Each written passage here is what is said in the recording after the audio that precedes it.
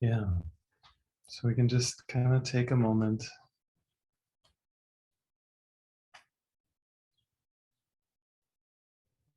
just to let ourselves be here.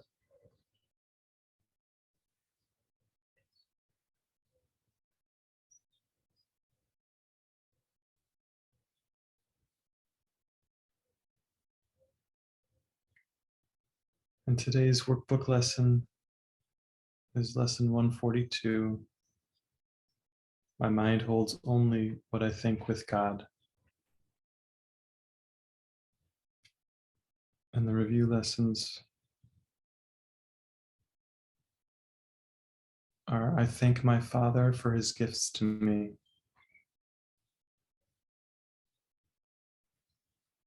And let me remember I am one with God.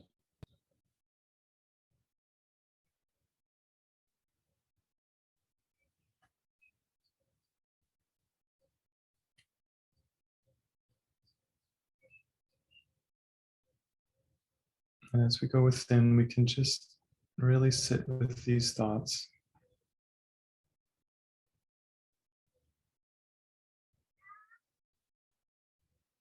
My mind holds only what I think with God.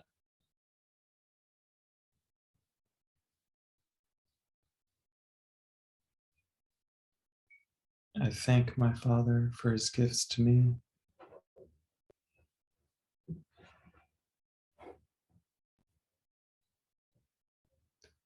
Let me remember I am one with God.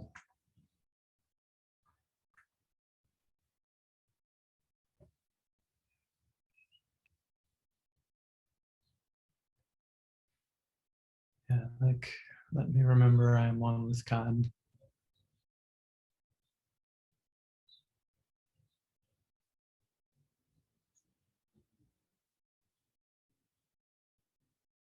You could also say, let me remember I am free from fear.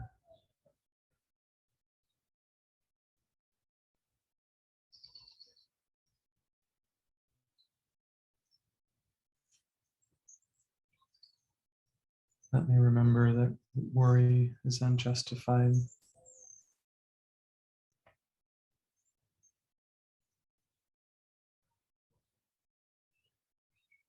I just did a ACIM oracle check and open up to the invitation to healing.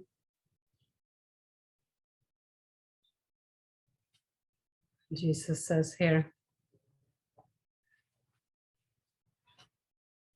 if sickness is separation, the decision to heal and to be healed is the first step toward recognizing what you truly want. If sickness is separation, this decision to heal and to be healed is the first step toward recognizing what you truly want. Healing becomes a lesson in understanding, and the more you practice healing, the better teacher and learner you become. If you have denied the truth, what better witnesses to its reality could you have than those who have been healed by it? But be sure to count yourself among them, for in your willingness to join them is your healing accomplished.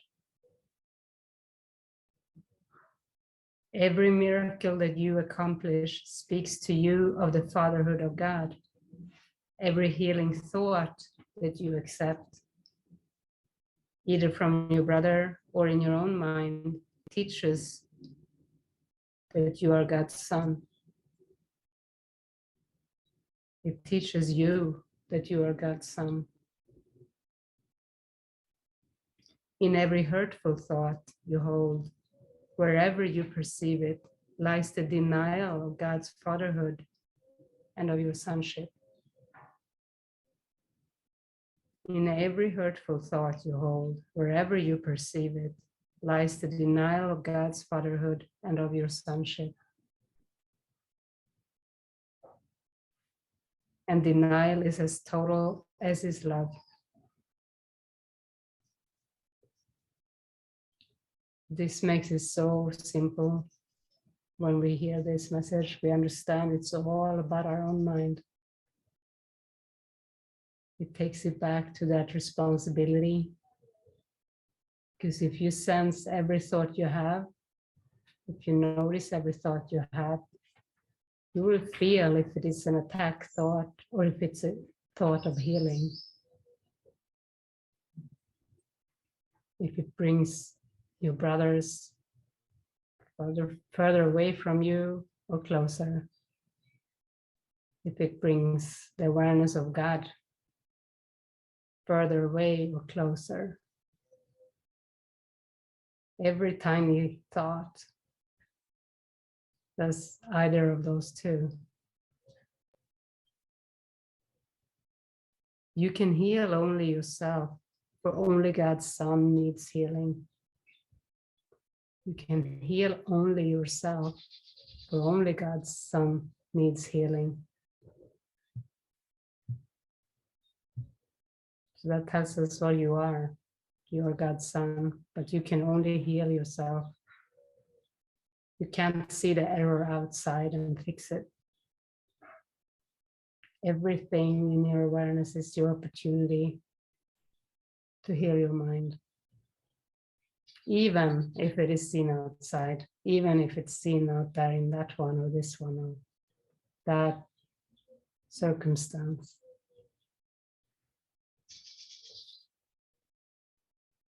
Healing is a sign that you want to make whole. And this willingness opens your ears to the voice of the Holy Spirit, whose message is wholeness. He will enable you to go far beyond the healing you would undertake, for beside your small willingness to make whole, he will lay his own complete will and make yours whole. What can the Son of God not accomplish with the fatherhood of God in him? And yet the invitation must come from you, for you have surely learned that whom you invite as your guest will abide with you. So the invitation for this healing must come from you, for who you invite as your guest will abide with you. So if you invite doubt, if you invite self-attack or any kind of attack thought, the ego will abide with you.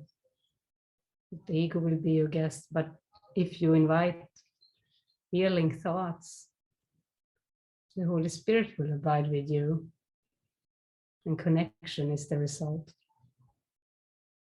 and peace.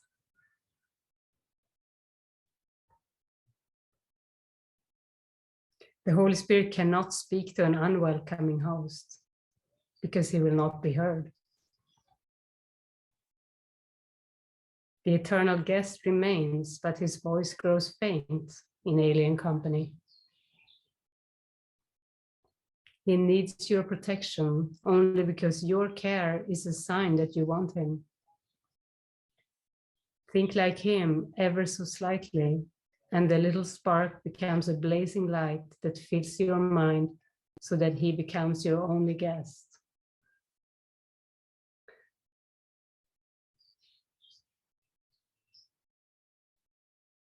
Think like him ever so slightly, and the little spark becomes a blazing light that fills your mind so that he becomes your only guest.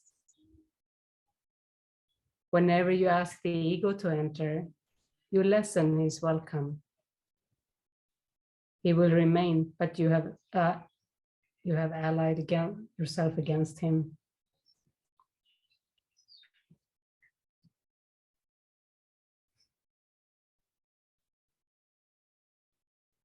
Whatever journey you choose to take, he will go with you, waiting.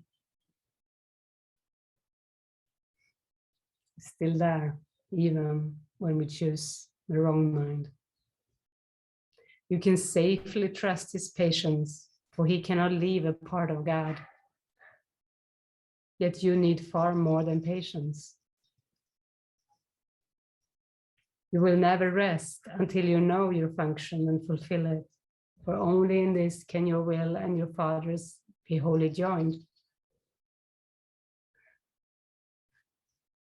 So what is your task? What is your function? It's very simple. It's actually to choose healing thoughts. It's forgiveness. You will never rest until you know your function and fulfill it. For only in this can your will and your Father's be wholly joined. You have, no, to have him is to be like him, and he has given himself to you. You who have God must be as God, for his function become yours with his gift. Invite this knowledge back into your mind, and let nothing that obscures it enter.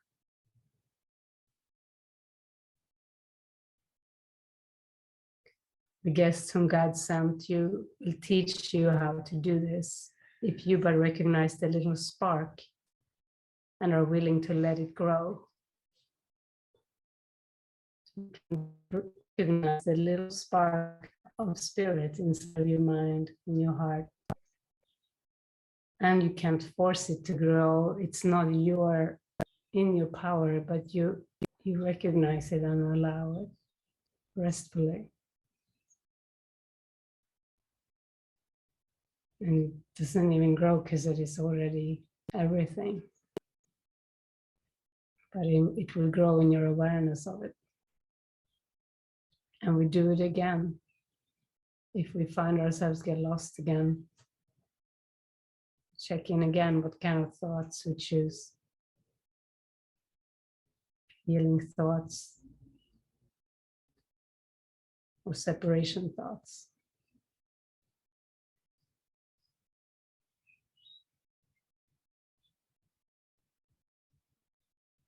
Almost like a micro-analyzing of the mind, like a micro-monitoring of your own consciousness. It may not even be fully thought out thoughts. It may be just a slight feeling in the mind. To see if it's doubt or if it is faith. That's there. And that's it. Don't get into think further about anything really.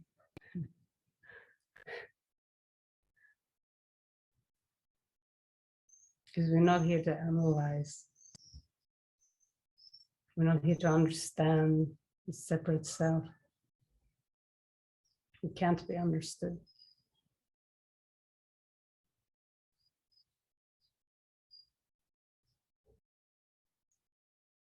Oh, that was a lovely chapter to find.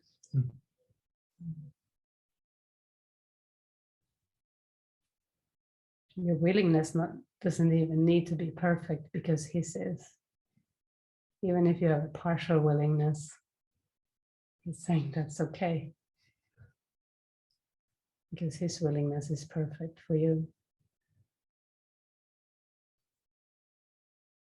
If you will merely offer him a little place, he will lighten it so much that you will gladly let it be increased.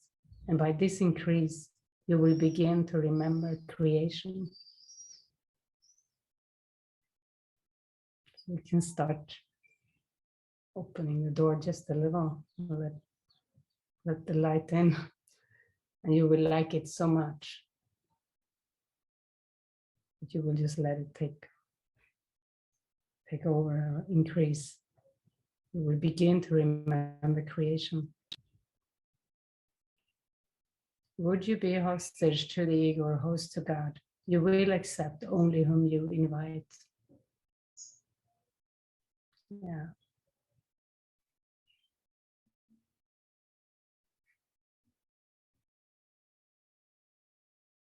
You are free to determine who shall be your guest and how long he shall remain with you. So did you have like who was your guest the last night, this morning? Did you, and how long did you let him stay in your mind? What was your last Yeah.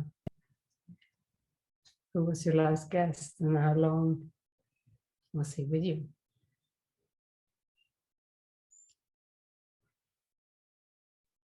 It's kind of good to check in on this because we get better at inviting spirit rather than the ego. Like, first we have lived in this world where it seems to be only the ego. Just maybe a prayer recalling for God, for the truth, but almost like being like a robot or being lost in the ego. So the ego has had almost 100% of the time, because time was made by it. But then you have more and more experiences of spirit, maybe in the beginning, just a moment here and there. But when you have it, you know that's all you want. So the mind starts to call for that.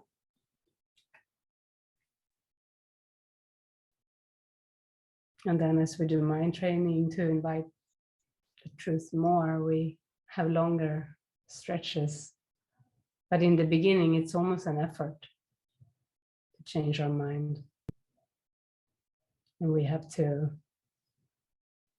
very consciously sit down, really be willing to let go of attack thoughts for it to change. But then there is almost like it's something big changes as we do that, as we've done that for a long time. It gets so easy and almost automatic to change the mind into healing thoughts. Until in the end it becomes completely natural, like becomes the only place we are, the only guest we have. It's not even a guest, we become this one. We become one with spirit, identified with it.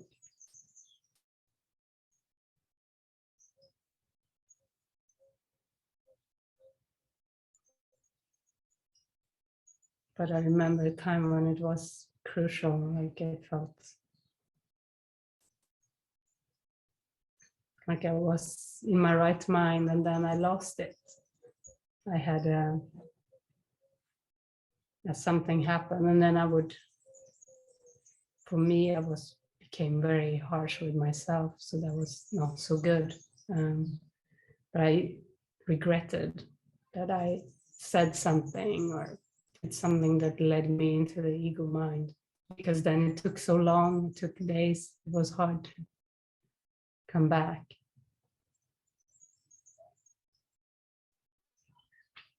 But that beating up was something also of the ego that I had to stop doing.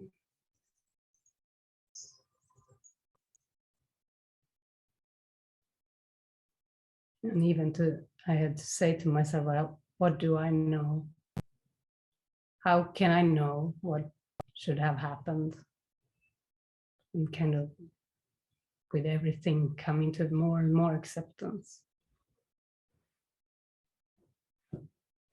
Because then perception changes and we perceive everything happening is for our highest good. That's how much the perception can change.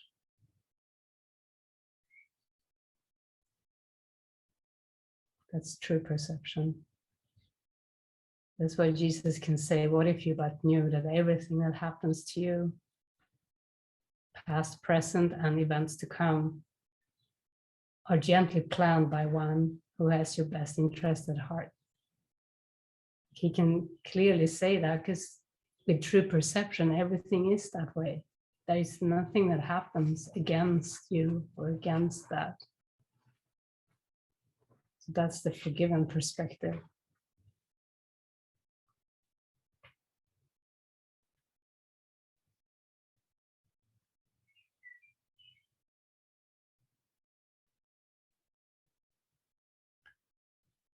keep thinking about this guest's idea, and I'm getting this image of the ego as like a door-to-door salesman knocking on our door.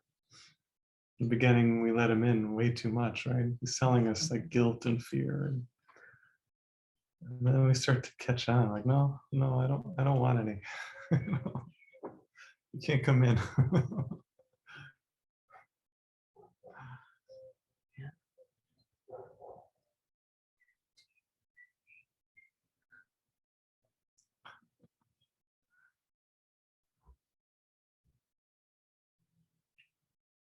Yeah.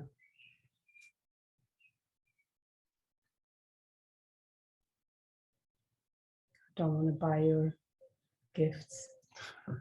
Close the door.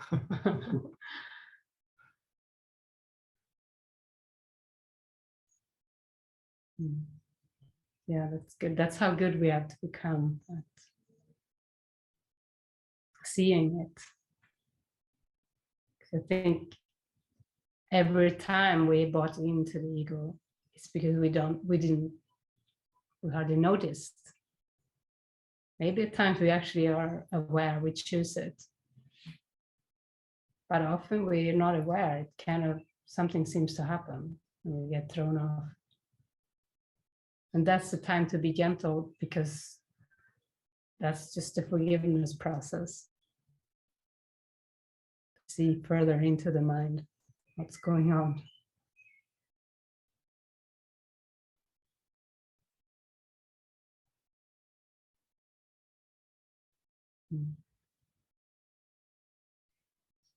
And the ego does not exist. I mean, it will actually stop knocking on your door because it can't. Because it doesn't exist.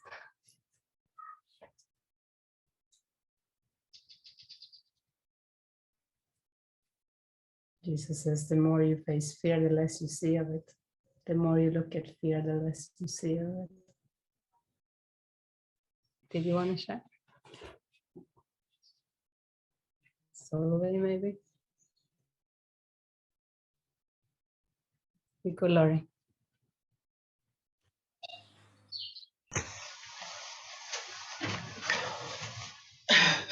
Yeah, it's just, so helpful. It's so helpful. Yeah, even during the meditation, I could see like the monkey mind going on one, and then when I catch it, I kind of get stuck in this place where there's like either total impatience, or you need to go deep with this now. You need to get really still. And there's little pecking thoughts like, you know, the money's going to run out. You better hear this guidance quick. You need to get on with it. Or defiance. There's certain grievances, certain judgments that, yeah, and then I get stuck. So I want to put that on the altar, just to be more aware of that stuck place.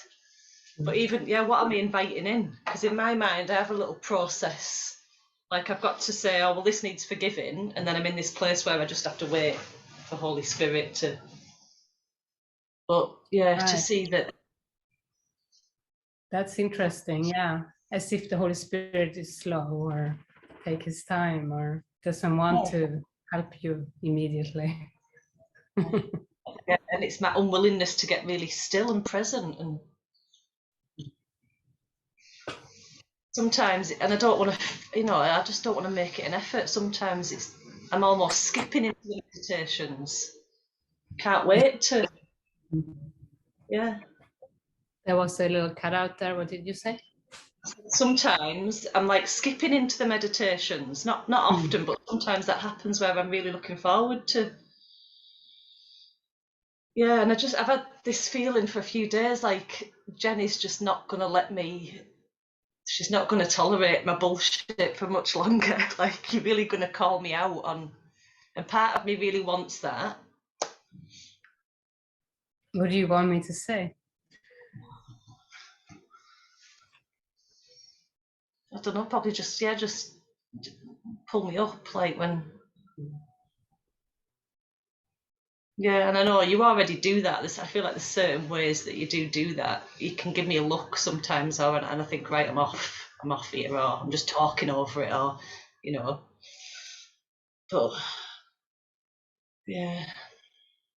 Yeah, but it sounds like a dark thought from the ego that you have that thought. Enough now. Jenny's going to call me out on it. That sounds very harsh to me. Yeah. Yes, but see, you know, I do want that as well. It's like, it's the rush. There's a kind of rush to it all. I just don't. Really, the prayer on my heart is I just don't want to mess around. I don't want to mess around any longer. I think that's really great. And is there anything specific in your mind when you say that? What do you? Yeah, is it?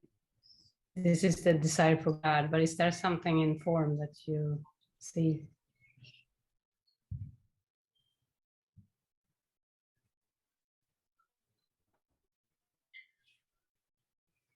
I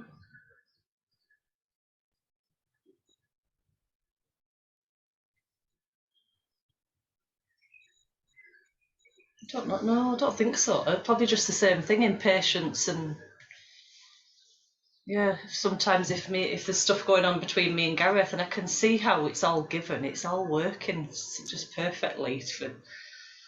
But there is this, like I'm interpreting Gareth wants to stay separate.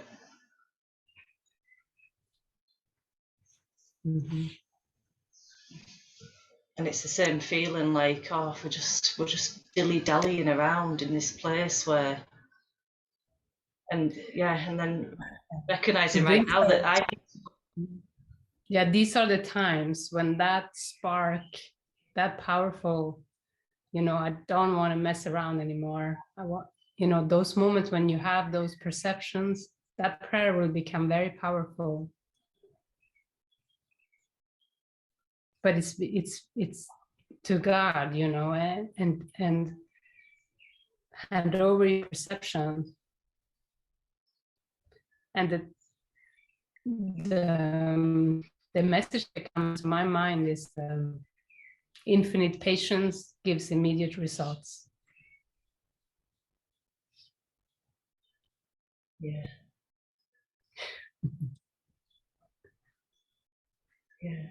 Yeah, I feel that prayer is going to work. I feel, yeah.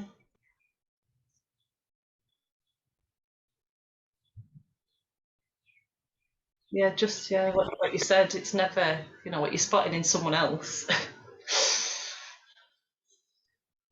Getting past that defiance of like, oh, it's out there, and then, yeah. Yeah.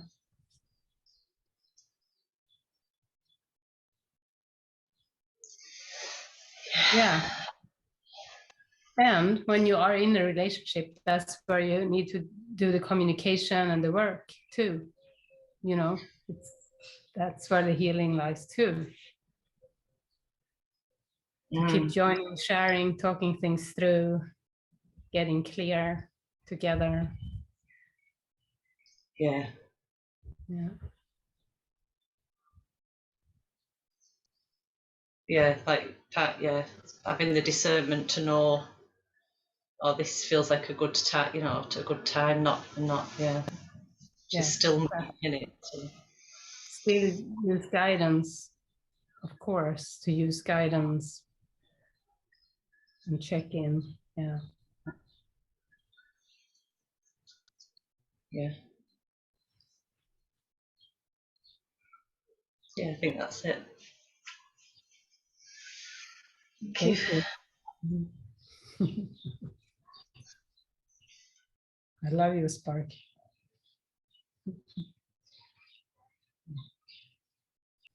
What chapter were you reading? Chapter 11, section 2. Okay, thanks. Section 2, okay. I have, I just felt so strong when you, Barret, said this about the salesman. It just really ignited something in me. the whole section, the whole reading did, but yeah, this salesman, maybe it was the film yesterday too, you know, this,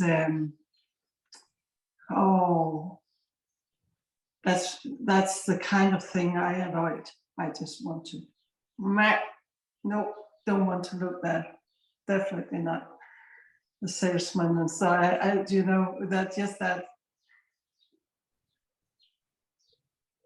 way of presenting it, I can see I would avoid that for anything in the world. I will avoid anything.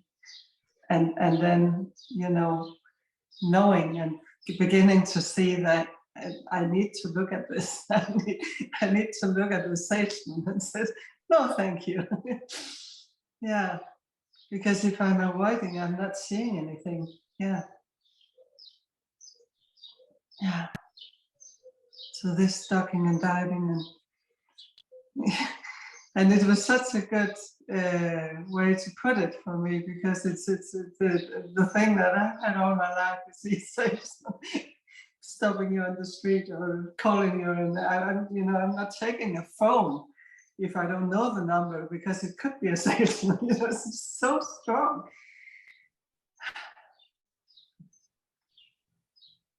Yeah. Yeah, and seeing the film yesterday and seeing the patients that G had, you know, and even though that's what came with the film came to my mind during the reading here again, and this that he was actually the willingness in what was his name? Or whatever. Ricky, yeah. His willingness was not there in the beginning, but it was. But he was, you know, he was like, nah. Okay. Then suddenly he thought he needed it because there was something he wanted. he thought he wanted, and to use that was such an eye opener for me. Yeah, incredible. And to see that if I just keep avoiding everything, nothing is going to happen. I really need to look at that salesman. Yeah. Yeah. I get this sort of, to go with that analogy a little bit more, this avoidance is sort of like, I don't want to deal with the door-to-door salesman, but it's like leaving the front door a little open and just not going near the door. So he still gets in, right? You're like trying to pretend you don't have the choice, but it's sort of like coming in a different way. Yeah. But you need to go to the door when the knock is there and say, no, that's not it. I don't want that. Yeah. Yeah. Yeah, exactly. When you say I don't want to deal with it, I guess that's it. And that's something, yeah, in my whole adult life, or maybe in life. Yeah. If something is difficult, I just don't want to deal with it. Yeah. But that's how he runs you. That's how the ego,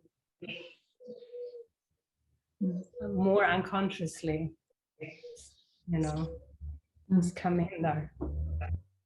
Yeah. But with the movie, like Ricky was not willing, not ready for the help. And the holy man was so humble, and he wasn't gonna, you know, he was gonna say goodbye there in the beginning by the car, but then he almost hit him with the car and he fell, and he would take him to the hospital. So the Holy Spirit had an intervention to bring him into his life. And holy man, all along, he said, I'm gonna help Ricky. I'm helping Ricky, you know. And Ricky was, yeah, sure, you can help me. I can make money off of you, you know, can help you. And in the end, holy man still was saying, yeah, I will continue to help you. Even, you know, I will let you use me even more, you know, seemingly. It was like, and Ricky was allowed to play out his ego completely until he realized that he was done with that game, because it made him alone and horrible feelings. And Holy Man said, yeah, I'm helping Ricky, you know, and he did. It was the true help. It was a bigger picture happening. The help was not what Ricky was, the way Ricky was seeing it. He helped him truly to see that all love was his. He didn't need to be afraid to lose love. Like, that was a deep realization. Like he was worthy of love, basically, was the gift. Ricky was worthy of love. We can all take that in. It's our lesson here in this world. You are worthy of love. Don't have to take it or get it or go around believing it will never be yours or never was yours. It was always yours. It's the story of the prodigal son. You know, you're both those brothers, like on different parts of the journey. You feel like the brother who feels deprived. He wasn't given a party, and the father was saying, you are always with me. And he just didn't know it.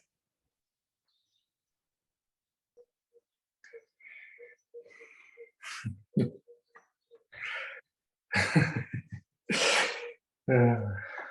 I've had a lot of insights this morning, and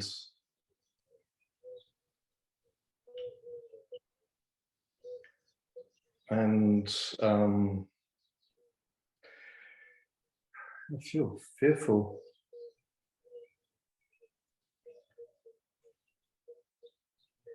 Both about things that I don't like, and also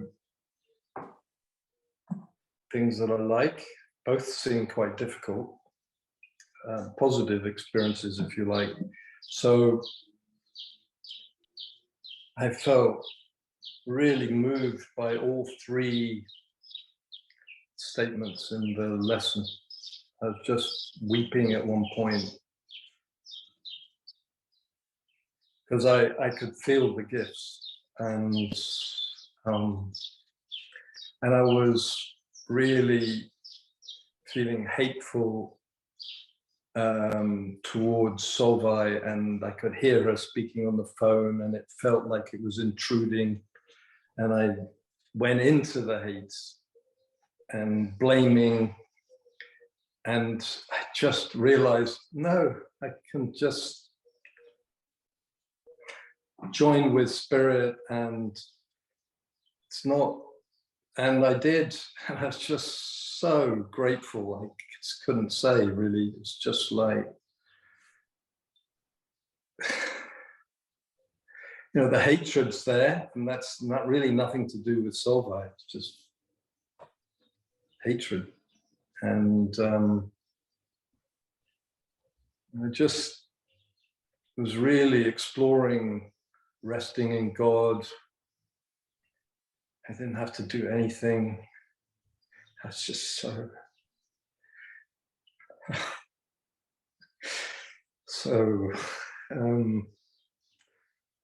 impressed, inspired by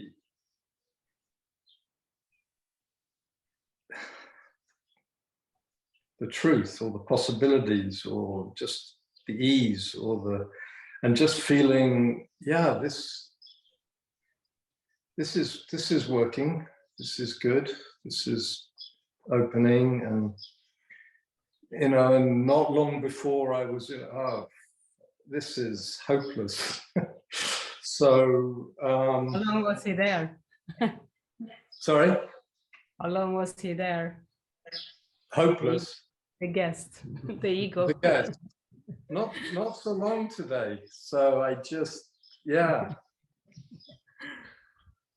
But there are places around the money issue last night that I wrote some stuff last night, but it suddenly came in as I was sitting here, and it's so connected with all this victim place and lack, and I started to understand it better. This switching from lack to greed to kind of a bit of a fight with Solvay, this feeling like a victim and passive, to got to win at all costs, and just all these places. Just all I have to do is just sit and be, and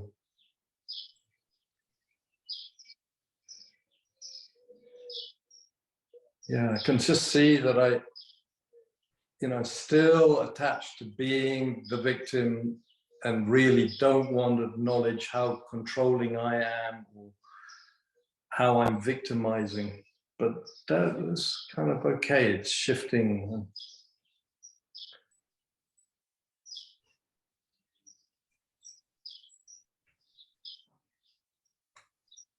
There are a lot of things there. Just I know, and I as things are opening, I do feel ashamed about that, speaking about it. So, and that's okay. It's like, okay.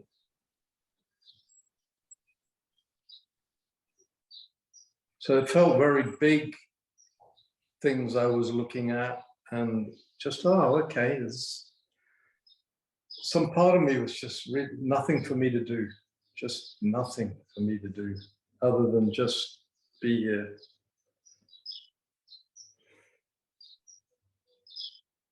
Be here now.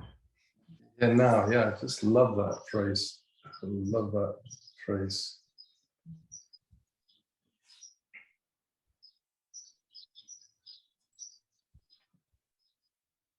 Thich Nhat Hanh used to say, be here in the here and now. And it's all the same, but it's just so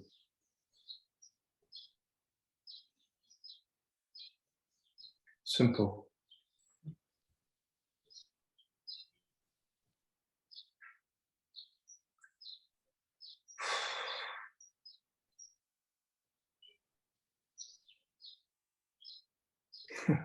I am holding on to something here, whether it's the dark or the light.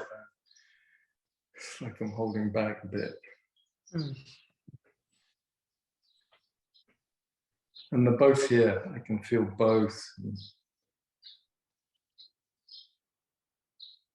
But I didn't even, this part of me thought, do I have to share? This is really between me and God. But I also know there's this resistance and holding back, and it is still helpful to share and to see what's arising more. Yeah, this seemed helpful.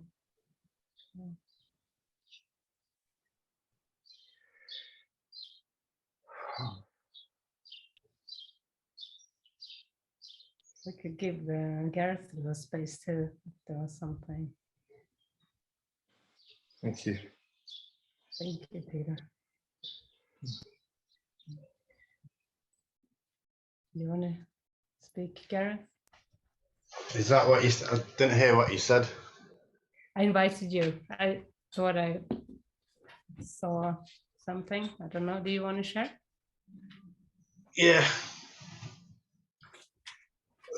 Yeah, I really loved what you read this morning about letting the doubt in. And yeah, wanting to let the doubt in. And then that song comes to my mind when you said about the salesman, you keep on knocking but you can't come in. Yeah, probably just the last few days when you've mentioned Malaga, the money moving.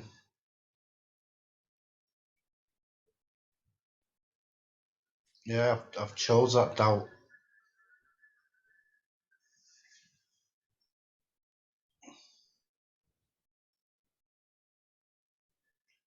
And it kind of feels unbearable.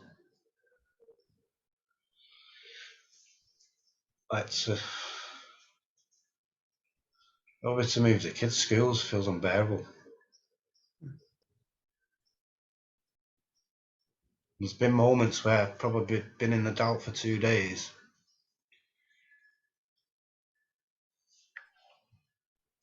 Where, yeah, I wanted to join and I've gone to join. It's like a little bit of Christ mind's crept in, but then kind of shut the door again.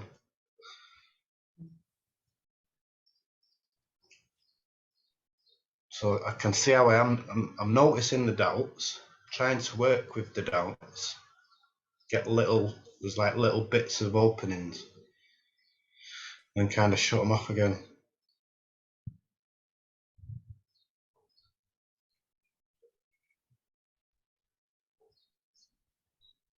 Yeah, it feels uncomfortable. It's it's a very interesting thing that ego finds safety in doubt. Like doubt becomes, yeah, what you fall back on. But Yeah, it feels like there's a lot of attraction to the doubt. I kind of feel like I need to create that gap rather than just grabbing for the doubt. And sometimes that's possible and sometimes it isn't. It's not a good go-to.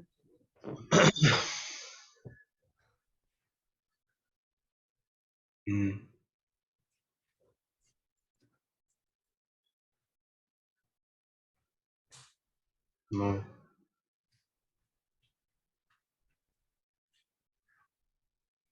It's again, Jesus says, isn't it easier for you to say I hate than I love? Say, isn't it easier for you to say I doubt than I trust? So like he's like pointing that out, okay, no, it should be easier to say I trust than I doubt. Yeah, I can see where the thoughts come in, but I know mine comes in, and I want it to look like this. And if it doesn't, I'll be crucified if it doesn't. Probably like with Ava, I want Ava to finish school. Don't want to disrupt. So if it doesn't look like that, I feel like I'll be got by something for not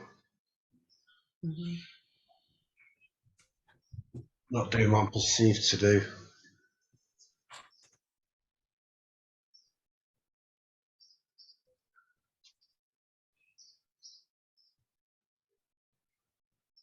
Well, we can actually hold the Holy Spirit to his promises. There is a way, there is guidance, there is clarity, there is direction in this for you, for the family, there is a plan.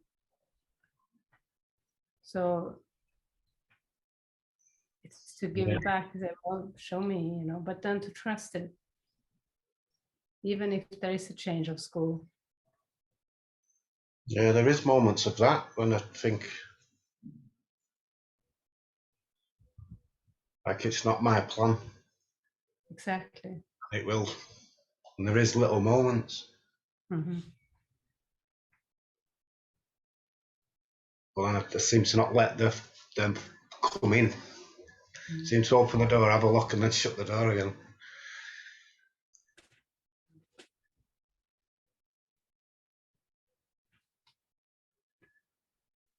We need to let spirit in and to trust the bigger picture that is much bigger than our picture.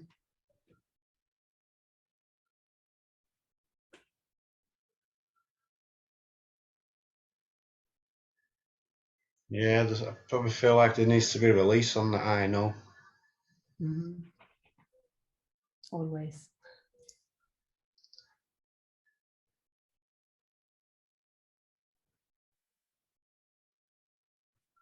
It's more restful to be in I don't know. Because then I can be shown.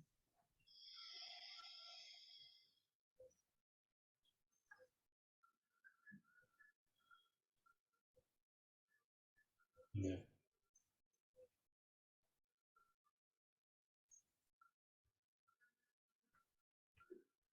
Yeah, there's probably some kind of, it's the fear of the conflict. Probably from the belief of last time it was difficult. I think it'll be difficult again. I'm wanting to avoid that difficulty.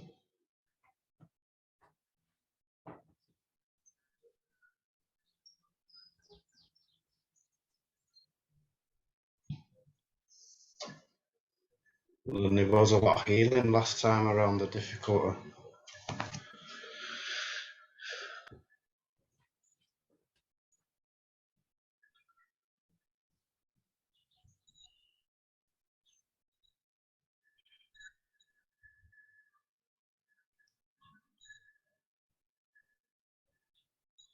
And there's probably part of me that thinks, yeah, I don't need to do that lesson again.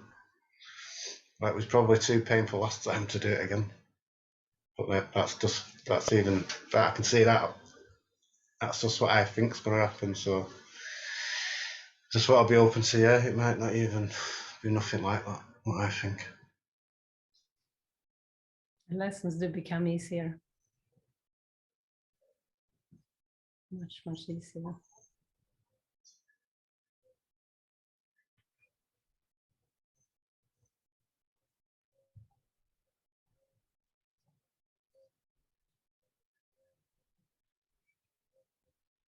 Yeah, thank you. Helpful as well. Thank you.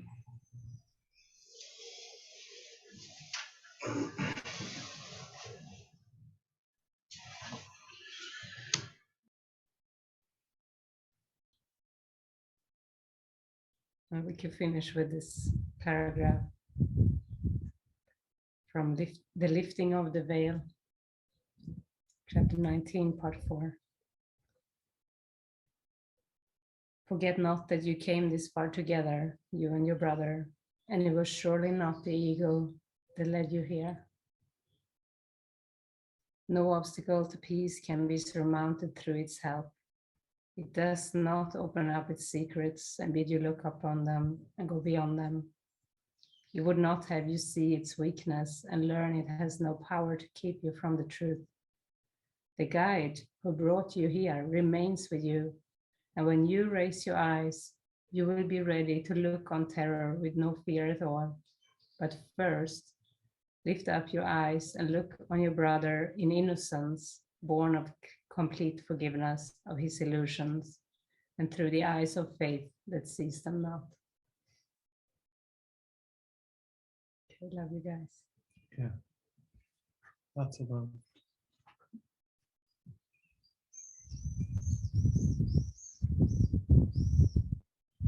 Bye, everyone. Bye-bye.